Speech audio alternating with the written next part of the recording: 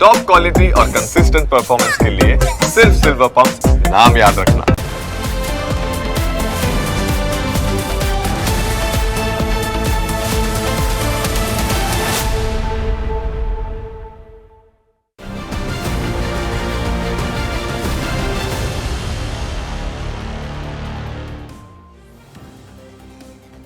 દર વર્ષે ચોમાસું આવે એટલે આપણે એવી આશા રાખતા હોઈએ કે આ વખતે તો તંત્ર સુધર્યું હશે। આ વખતે તો તંત્રના અધિકારીઓ ખાડામાં નહીં પાડે, પણ પહેલો વરસાદ આવતા જ આવી બધી આપણી ધારણાઓ ધડામ થઈ જાય છે, કારણ કે ભ્રષ્ટાચારને તંત્ર પોતાના ખોળામાં બેસાડીને પોતાના બાળકની જેમ પંપાડતું આવ્યું છે। આવું નસીબ ગુજરાતના દરેક મહાનગરોને સાંપડ્યું છે। સુરત તો તેમાં નંબર 1 છે, કારણ કે સુરતની સુરત તો પહેલાં જ વરસાદમાં બદલાઈ જાય છે। તેનો જીવતો જાગતો પુરાવો 30 જૂને જોવા મળ્યો। સુરતના મોટા વરાછા વિસ્તારમાં આવેલો આ રોડ છે હેવન રિવરફ્રન્ટ રોડ, અને આ રોડની હાલત તમે જોઈ શકો છો। નવા નક્કો રોડની પહેલા જ વરસાદમાં પથારી ફરી ગઈ, આખે આખો 400 મીટરનો રોડ જ બેસી ગયો। આ તો હદ થઈ ગઈ, સાવ આવતો ન જ હોય। સામાન્ય વરસાદમાં જો કરોડો રૂપિયા આ રીતે પાણીમાં જાય તો સત્તાધીશોનું શું કરવું? રસ્તો બનાવવાની કોઈ રીત તો હોય કે નહીં? જે રીતે આ રોડ બેસી ગયો છે તેને જોઈને તેવું જ લાગે કે સત્તાધીશો અને કોન્ટ્રાક્ટર રોડ નથી બનાવતા, પણ લોકોને ઉલ્લુ બનાવે છે। આવું એટલા માટે કહેવું પડી રહ્યું છે કારણ કે હજુ તો આ રોડને બનાવ્યાને ફક્ત 3 મહિના થયા છે। 3 કરોડમાં આ રોડ બનાવાયો હતો, પણ પહેલા જ વરસાદમાં આ રોડ હતો ન હતો થઈ ગયો। કહેવાય છે કે થોડા દિવસ પહેલાં અહીં ગટર લાઇન નાખવાની કામગીરી કરવામાં આવી, પરંતુ લાઇન નાખ્યા પછી રોડના રિપેરિંગ અને પુરાણમાં કોઈ ધ્યાન આપવામાં ન આવ્યું। તેના કારણે આજે રોડ બેસી ગયો। આ રોડ ફક્ત એક જગ્યાએથી જ નહીં, પરંતુ આખો પટ્ટામાં ઠેર ઠેર આવા જ મહાકાય ભૂવા પડી ગયા, જેના કારણે લોકોના જીવ જોખમમાં મુકાયા। વરસાદમાં આ રસ્તા ઉપર વાહનોની અવરજવર ચાલુ હતી ત્યારે એક વ્યક્તિ પોતાની કાર લઈને પસાર થઈ રહ્યા હતા। તે વખતે અચાનક જ રસ્તો બેસી જવાના કારણે કારના આગળના ટાયર ભૂવામાં ગરકાવ થઈ ગયા। જોકે કાર ચાલકે સમય સૂચકતા વાપરીને તાત્કાલિક બ્રેક મારીને બહાર નીકળ્યા, જેના કારણે જાનહાનિ ટળી। જો કારની સ્પીડ વધારે હોત તો મોટી દુર્ઘટના બની હોત, જેને લઈ વાહન ચાલકોએ તંત્ર સામે સવાલ ઉઠાવ્યા। હું તો ચાલુ રોડે જતો હતો, કદાચ ખાડામાં ગાડી ગઈ હોય તો સમજ પડે કે ખાડો છે। રોડ હતો એની માથે આંકી તો ખાડો પડી ગયો।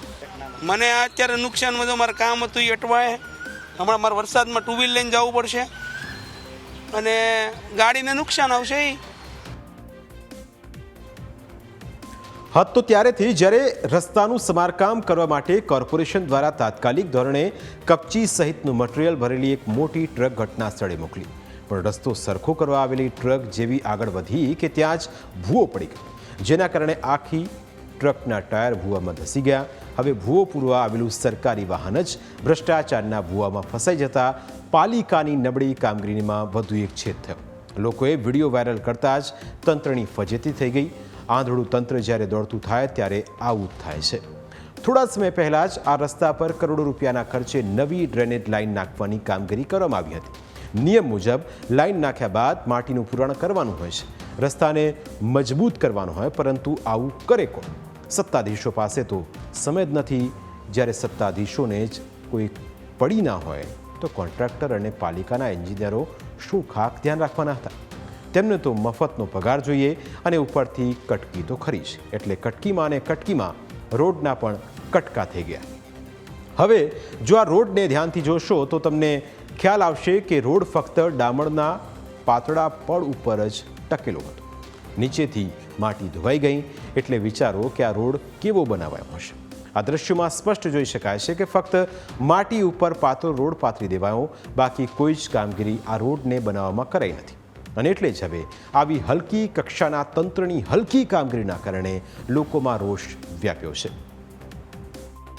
આવા નદી કિનારા જો વેસુ કે પાલ અડાજણમાં હોય તો ખૂબ સુંદર રીતે ડેવલપ કરેલા હોય છે, તો વરાછામાં કેમ નહીં? અને વરાછાના લોકો મારા હિસાબે ત્યાં કરતાં વધારે કરવેરો ભરે છે, તો અહીંયા કેમ નહીં, હું એમ કહું છું। અને અમારે સારું નથી જોતું, પણ અમારી જાનની કે અમારી પોતાની સેફટી માટે એવું તો બનવું જોઈએ કે ન બનવું જોઈએ? ચાલુ ગાડી અમારી ઘૂસી જાય। લોકોનો આક્રોશ જોતા સુરત મહાનગરપાલિકાના ઝોનલ ચીફ સહિતના ઉચ્ચ એન્જિનિયર્સનો કાફલો ઘટના સ્થળે પહોંચ્યો.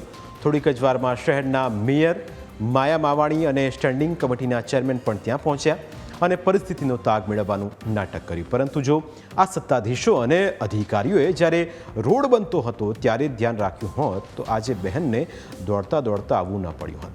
આટલી ગંભીર ઘટના બાદ પણ પાલિકાના ઉચ્ચ અધિકારીઓ અને પદાધિકારીઓ પોતાની ભૂલ સ્વીકારવાના બદલે એકબીજા પર ઢોળવા લાગ્યા.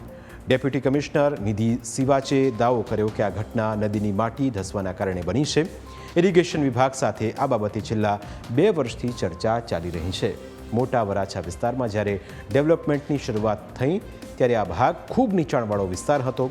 બિલ્ડરો અથવા તો તંત્ર દ્વારા માટીનું પુરાણ કરીને લેવલિંગ કરવામાં આવ્યું, પરંતુ માટી ન ધસે તે માટે પ્રોટેક્શન વોલ જ નથી બનાવી અને તંત્રએ જાણે લોકોને મરવા માટે છોડી મૂક્યા.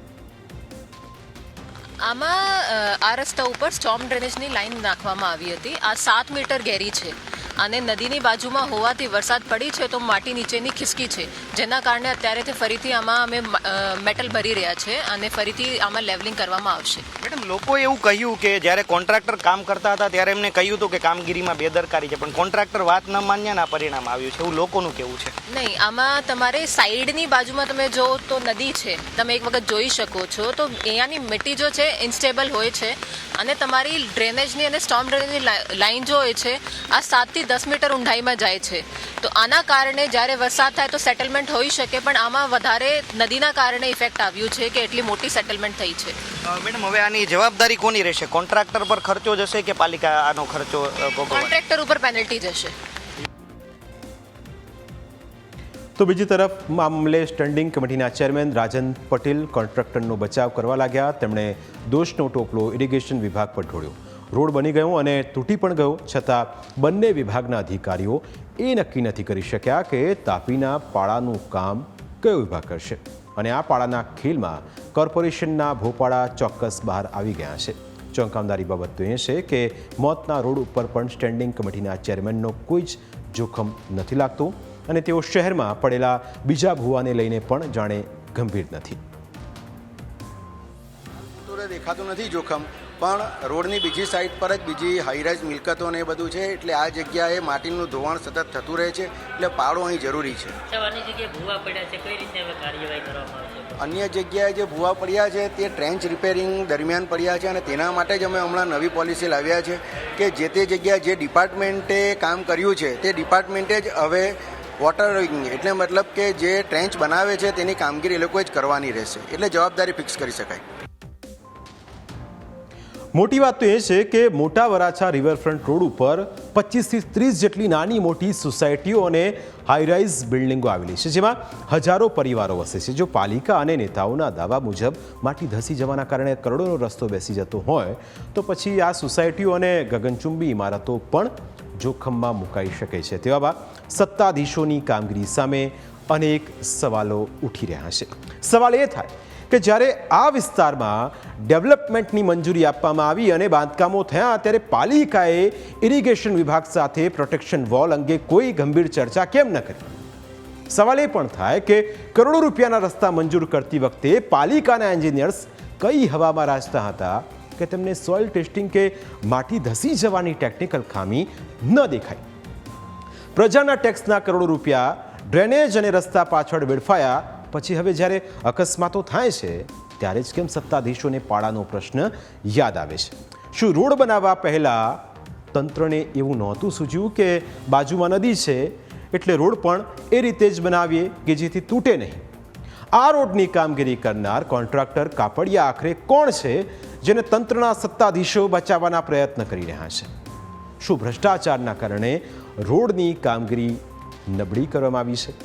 દર વર્ષે લોકોની જિંદગી જોખમમાં મૂકનારા સત્તાધીશો ક્યારે ગંભીર બનશે?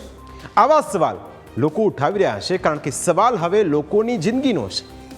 સુરત મહાનગરપાલિકાના હોદ્દેદારો અને અધિકારીઓ ભલે દોષનો ટોપલો ઇરિગેશન વિભાગ પર ઢોળી રહ્યા હોય, પરંતુ સવાલ એ થાય કે સુરત શહેરમાં અનેક જગ્યાએ રસ્તા બેસી જવાની અને ભૂવા પડવાની ઘટનાઓ બની છે. તો શું આ તમામ જગ્યા પર ઇરિગેશન વિભાગની બેદરકારી છે? દ્રશ્યોમાં તમે જોઈ શકો છો કે સુરત શહેરના જ જુદા જુદા વિસ્તારમાં ભૂવા પડવાની ઘટનાઓ બની હતી. આ તમામ દ્રશ્યો 30 જૂનના રોજ પ્રથમ વરસાદમાં જ પડેલા ભૂવાના છે. એટલે કે ખાડે ગયેલા તંત્રે સુરતને પણ ખાડામાં નાખી દીધું હોય તેવું ચિત્ર સ્પષ્ટપણે ઉપસી આવ્યું છે. સત્તાધીશો ભલે પોતાનો બચાવ કરતા હોય પણ સુરતના રસ્તા ઉપર ચાલો કે ગાડીઓ દોડાવો, યમરાજ દરેક ક્ષણે તમારો પીછો કરતા હોય તેવું લાગે. યમરાજ ગમે ત્યારે ઉપાડી લે કંઈ નક્કી ના કહેવાય, કારણ કે સુરત મહાનગરપાલિકાના સત્તાધીશો દર ચોમાસામાં યમરાજને આમંત્રણ આપે છે. આ તો નસીબ સારું કે આ વખતે યમરાજે કોઈને ઉઠાવ્યા નહીં, પણ જો આવું જ ચાલતું રહેશે તો ચોક્કસ યમરાજનો ટાર્ગેટ સુરતમાં જ પૂરો થઈ જશે. જો તમે સુરતમાં રહેતા હો તો કોર્પોરેશનના ભરોસે ન રહેતા, કારણ કે કોર્પોરેશને તમારી ટિકિટ કાપવાનું નક્કી કર્યું છે. પ્રાઇમ 9માં સમય થયો છે બ્રેકનો. બ્રેક બાદ અન્ય મુદ્દા વિશે વાત.